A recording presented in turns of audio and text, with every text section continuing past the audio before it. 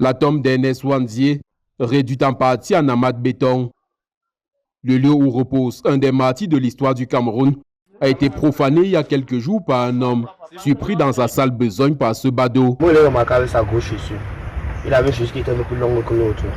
Il s'est assis sur la tombe du papa.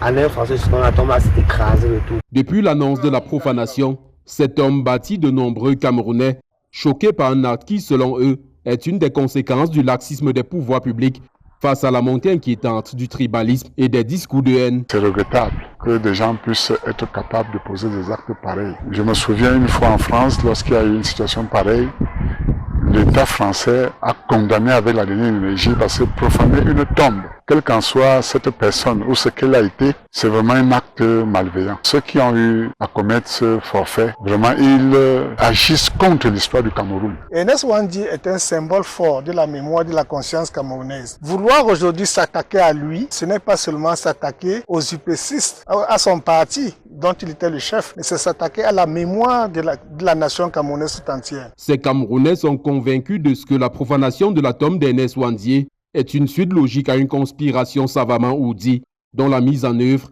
a débuté avec la sortie controversée d'un ancien conseiller municipal de la commune d'arrondissement de Douala 5e. Il faut faire preuve de cécité ou de mauvaise foi caractérisée pour ne pas lier les deux faits. Il y a en ce moment une convergence sur la personne de Ernest Wandié depuis qu'un homme politique, comme encore, je ne sais pas s'il faut l'appeler homme politique, l'a qualifié de bandit.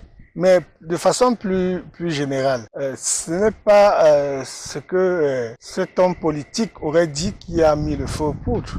La vérité, c'est le rapport de la commission Ramondi, Blik-Bassi, qui a relevé qu'en fait, il y avait des Camerounais qui ont souffert le martyre et que la France, d'une certaine façon, était en train de faire son mea culpa. On peut directement lier, n'est-ce pas, le débat actuel et un événement comme celui-ci. Farouchement opposé à la mise en place d'un régime néocolonial au Cameroun, au lendemain de la cession du pays à la souveraineté internationale, au prix du sang de ses nombreux camarades de lutte, Ernest Wandié avait été à son tour traqué et fusillé sur la place publique à Bafoussam le 15 janvier 1971. La profanation de la tombe du camarade Émile intervient au moment où elle devenait progressivement un lieu de recueillement pour de nombreux Camerounais touchés par le parcours inspirant de ce leader nationaliste.